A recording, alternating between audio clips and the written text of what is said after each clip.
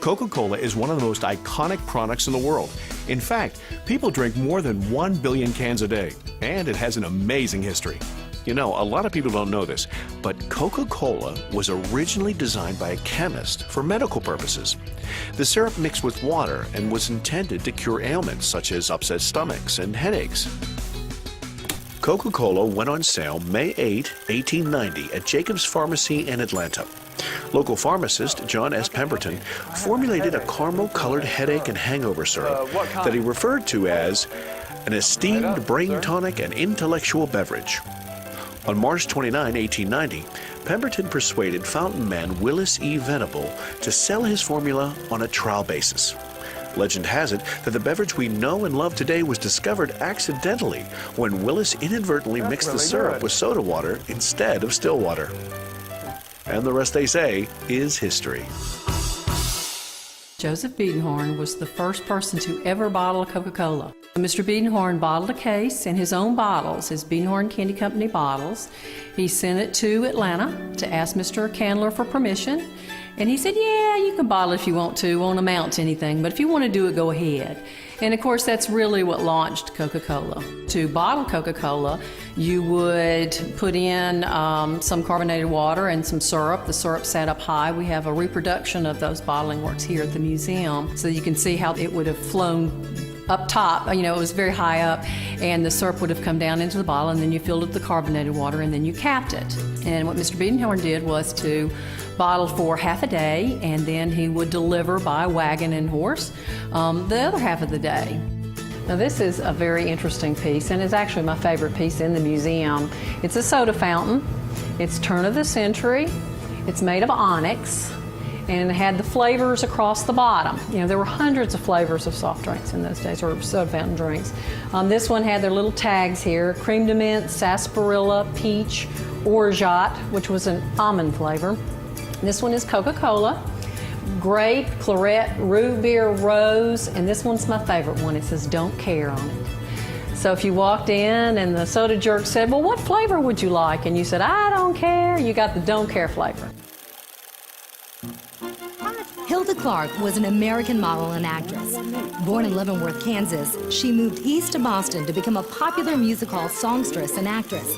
However, Clark became famous as a model in 1895 when she became one of the first girls Coca-Cola used in their advertisements. Coca-Cola put Hilda's image on everything, from signs to trays, from trading cards to bookmarks, from drink tickets to calendars. Hilda became the image of Coca-Cola from 1899 to 1903. And while the older Coke calendars aren't always valuable, collectors value them because so few of them have survived throughout the years. A vintage Hilda Clark in good condition could be worth its weight in gold. The Coca-Cola Girls were a huge success for the company and were one of the many ways in which Coke attempted to brand their product. This approach meant promoting the company name and its trademark red and white colors onto as many products as possible. This aggressive advertising approach increased Coca-Cola sales over 4,000% and helped make them the icon they are today. The Coca-Cola Company began distributing 10-serving and change trays to soda fountains back in 1897. Trays produced from that date until 1968 belonged to the first or classic period of Coca-Cola trays. Because trays made from 1970 onward were often reissues of older trays or were made from new materials, these trays belong to the modern age of Coke trays. In the early part of the 20th century, most corner grocery stores kept their inventories of bottled Coca-Cola cold by icing them in tubs. It was an age of serve yourself, where all it took to ensure that a customer brought his bottle to the store's clerk for purchase was to put a sign on the side of a cooler with the word, Mama, what's please. That? I don't know, sweetheart. It's some kind of contraption. My goodness, what will they think of next? This is the very first soda machine in history. The one on the left, this is ICO model number 72. Okay. And it has, you can see what's left of the serve yourself on here, and you can see the original Drink Coca-Cola label. Obviously, they're very large. And so they could serve any kind of bottle. They Hutchinson? can. They can. It can serve the Hutchinson bottle.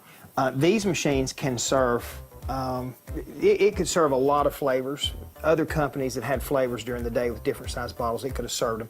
Back then, before Coca-Cola standardized their bottle, this machine would have served that bottle. Bottle will be down in here. Rotate this around, and you can look down inside it to see which one you want. Reach in here and pull it out. When did you start? Started in 1989. I had an experience when I was a child going to a grocery store that was in town, and I had an orange drink out of a glass bottle. Opened the glass bottle door and pulled it out, and it was cold. You could look inside it and see it. And years ago, when all those machines disappeared, I found one in an antique mall, and I said, you know, it'd be neat to put this back in service and start a route, so that way children that could have the same experience that I had. And that's what I did. I started a route. And then these machines developed because I had to have a serviceman, and I couldn't find a serviceman to service the machine, so I became my own serviceman. Went to school and learned how to do it and do my own repair work. And then I keep these machines in this building, so I will have one of each example. So when somebody brings me one that's missing a part, or I find one that's missing a part, I can copy a part off of this and complete it. This is the first upright machine. This is called a Mills 98. It's in its original color, green and red. This machine only took a nickel. It only takes 5 cents. The reason why is CEO believed that Cokes should never cost more than a nickel. They should always be in the small 6.5 ounce package. This is the only complete Mills 98 left in existence today. This is it? Yes. If there's another one out there, I've not seen it or not heard of it. I hunted all my life for this machine, and finally, about 2 years ago, found this machine. This is a Vendo decapper. A Vendo decapper? Vendo decapper. Okay. This machine was built before they had Coca-Cola in a premix tank. It would bring a bottle over here and put it in a carrier that would bring it up to this bottle opener. And it would open the drink for you. No. The cup would drop down. This is the first Dixie cup dispenser. It's this patent applied for. The cup would drop down in front of a lighted window, and this machine would pour the drink for the customer. And the customer would get to keep the cup, and then it would put an empty bottle in this rack elevator, bring it up here, and then this entire system would rotate, and it would put the empty bottle in the top. So when the serviceman would come and open the machine where he had put full bottles in, all of them would be empty. So it's a mechanical bartender. From the beginning, Coca-Cola had trouble selling their product in the wintertime, like lemonade or iced tea. People typically only drank Coca-Cola during warmer months. To them, it really didn't make much sense to drink an ice-cold beverage while it was freezing outside.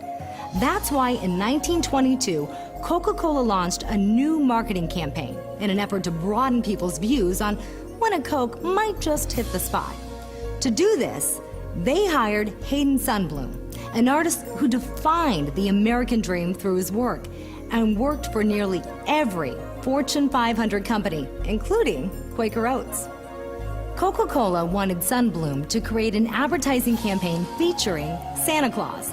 Now, Santa Claus has been depicted in several different ways over the centuries by several different cultures. He's been everything from a tall, gaunt man to a short, somewhat spooky elf. However, Coca-Cola wanted something much more wholesome and family-friendly.